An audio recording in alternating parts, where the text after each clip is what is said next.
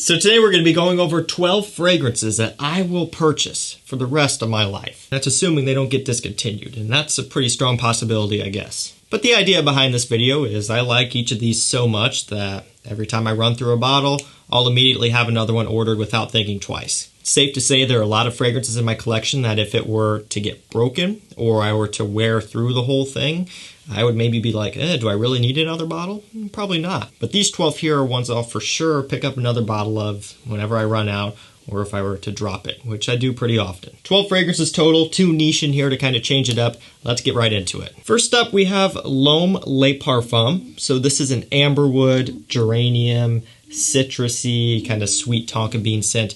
Really, really love how this one comes across. Great scent that is just so wearable. That's kind of the main reason why I'm into it.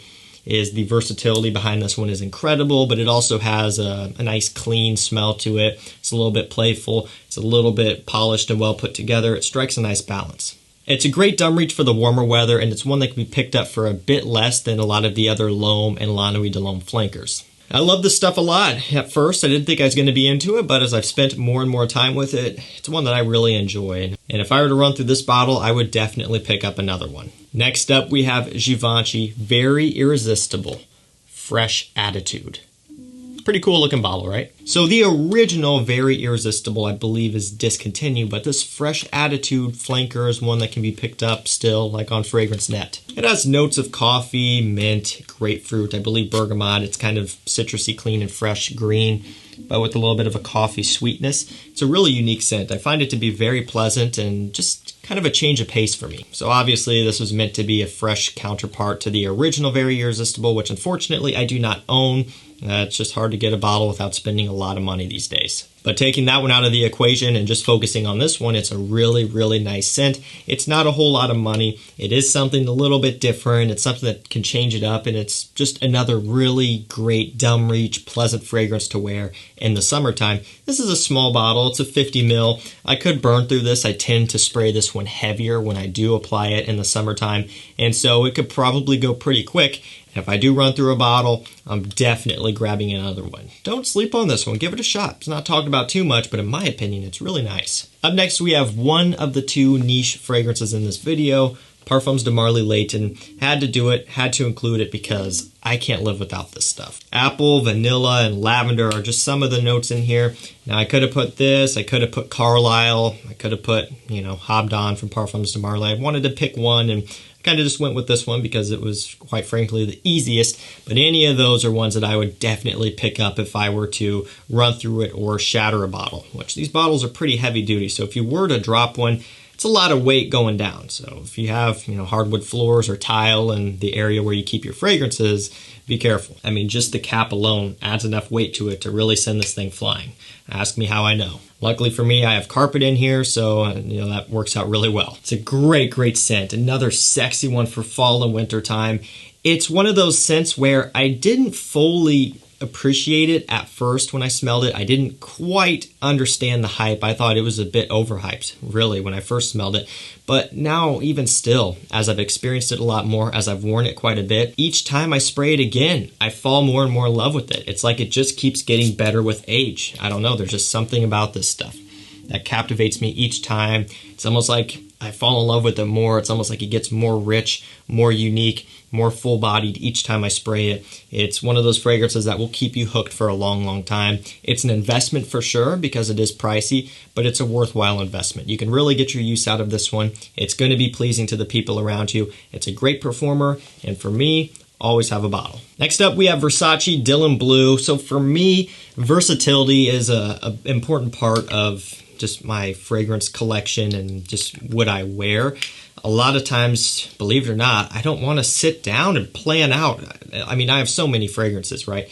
If I were to get caught up in that whole game of planning out what I'm going to wear each time I go out, I would be down here for so long. You know how in like a relationship, typically the girl takes longer to get ready, doing all of her makeup and hair and stuff.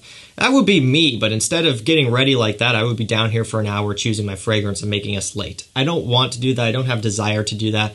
I have just an amount of fragrances which is quite impractical. And so for me, versatile dumb reach scents are my best friend. I like to grab something, spray it on, and go. I don't want to think about it too much. I have my fragrances that are very unique that I more wear around the house for my personal being. But going out, I want something easy, and Dylan Blue has always done that for me. Love this stuff. This is my second bottle. I still have my first bottle, which is a 100 ml. But it's one of those fragrances I love so much that I was compelled to buy another. Actually, funny story, I have 3 bottles total.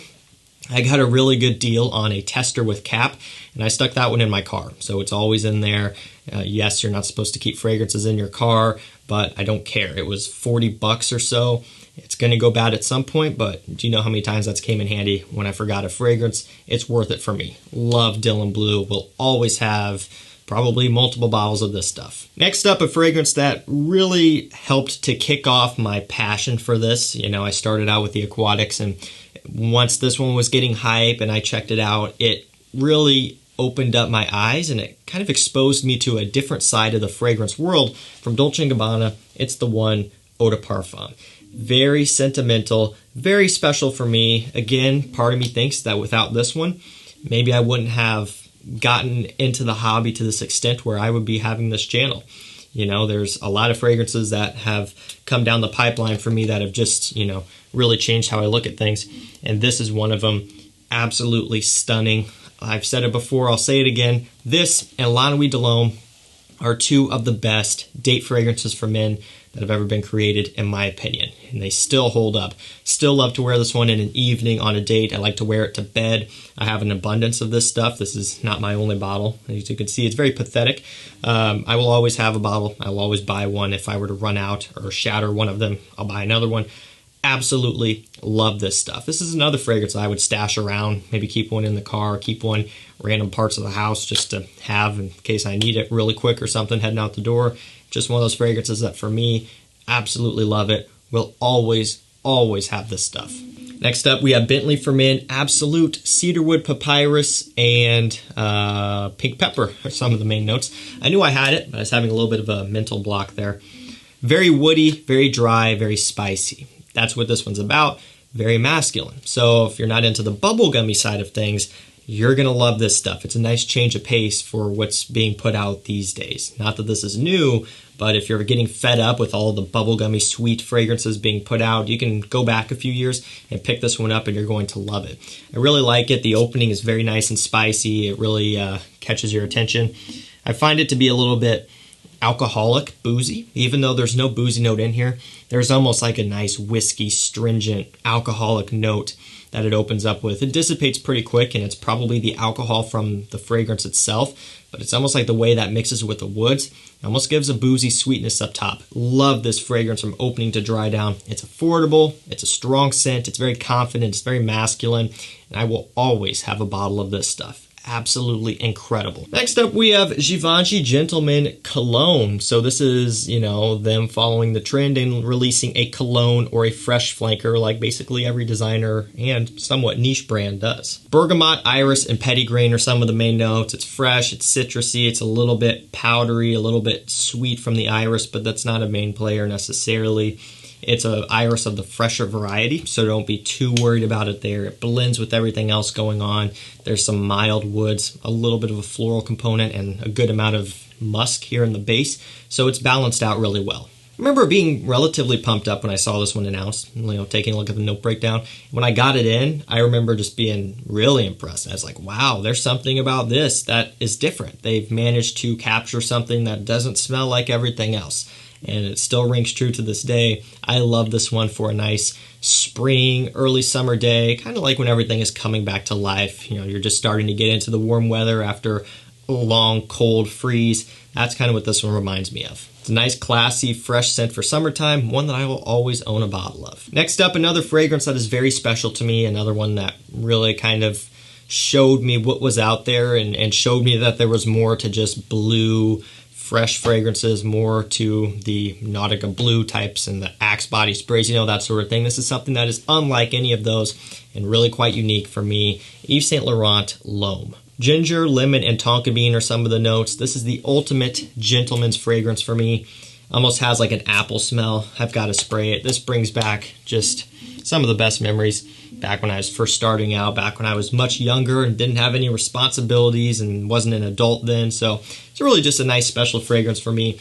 This is probably my third, maybe fourth bottle. I've got a 100 ml. I ended up picking up this 200 ml older batch just for a good price, or maybe not the best price, but I wanted a 200 ml. I wanted an older batch. So I ended up scooping this one up. I love this stuff. I will always have it. Will always wear it. You know, it's one that I like to wear hanging out around the house, even if I'm just by myself. A lot of times during the day, I am by myself just hanging out. And so if I want something to spray on to enjoy, it'll be something like this. Something that is comforting to me, something that makes me happy. It's kind of what this one is all about. Love this fragrance. Next up, John Varvatos Artisan XX. This one has vetiver and bitter orange as a couple of the main notes. It's kind of their take on a vetiver-centric scent. And they did an amazing job. It's a tiny bit smoky. A little bit earthy, but then you get this nice orange balance with some other citrus freshness. It's a really, really well done scent that also caught me off guard because John Varvatos was going down a path of putting out some kind of lame stuff in my opinion, and so this one kind of brought my attention back to the line. I think they hit a home run here. I'm glad that they put this one out, and I think it's a fragrance that's going to do very well as it continues to hit discounters and become more affordable. And I know for me, it's one that I will always have in my collection. Got a lot of love for the brand. Probably could have put a few others in here as well, but I wanted to stick with this one and give it some attention because it hasn't really gotten as much as some of the others. I love it. Next up, we have that last niche fragrance for this video. This one is Creed Erolfa. So maybe not the Creed you were expecting, but a Creed that I really have a lot of love and respect for. This is another one that when I smell it, it just brings back a boatload of memories. Literally a boatload. I wore this out on the lake a lot when I was younger. It was family vacations, that sort of things.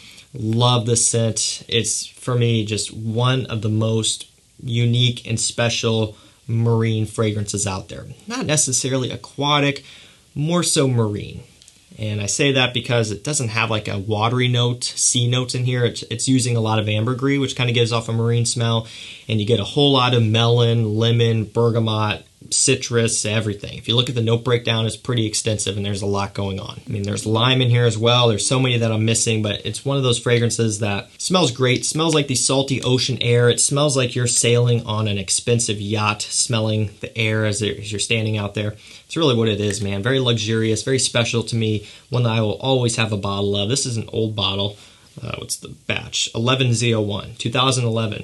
For those who are wondering, because fragrances expire and people always ask me that what I'm going to do because these are all going to expire in 5 years, like everyone says, and I'm going to be wasting my money.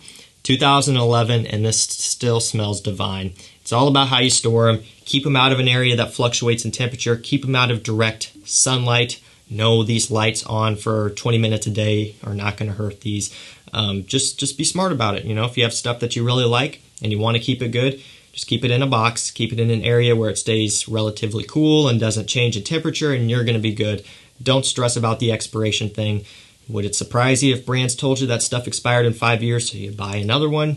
Yeah, that's what these brands do. Don't worry about it. Second to last fragrance, we have Dior Homme Intense. An obvious one, but had to be in here. It's got iris, cacao, lavender, ambrette, or maybe ambrette and cacao, I can't remember. Something like that. Smells amazing. Absolutely love this scent. It's kind of almost gourmand in a way because it's a little bit chocolatey. It's very sexy, very inviting. It's just such a different take on a men's fragrance, but it's done in such a unique way that I will always have a bottle. It's one of those fragrances that I got a while back as well that really kind of showed me what was out there, and one that just captivated me from the moment I smelled it. I love Dior Homme Intense. Will always have it. And hey, last up for this video, we have a Tom Ford. This one is Beau de Jour in the Signature Collection. Love this stuff. I'm a barbershop aromatic fougere fragrance lover, and so this one, of course, is one that I thoroughly enjoy. Lavender, oak moss, and patchouli are some of the main notes. It's amazing. Love it. Not going to be for everyone. Going to be a bit old school smelling for some of you. For me, I'm into this sort of thing. It's so classy. It's so expensive and refined smelling. It's just, man, it's so well done. There's something that's also kind of comforting about this one. It's just a really pleasant scent to smell and to wear. Will always have some of this in my collection. Alrighty guys, there you have it. That's 12 fragrances that I will buy for the rest of my life. If I run out, if I break a bottle, if one gets swiped from my collection from someone coming over here, I don't think that would happen. But, you know, just as an example, if I were to lose any of these or they go away, I'm buying another one without thinking twice. Can't say that about everything in my collection, but I definitely can with these. I will provide links to all these down below so you can check them out and pick them up. Thank you so much for watching. Stay safe, stay healthy. We'll see you tomorrow with another one. Take care.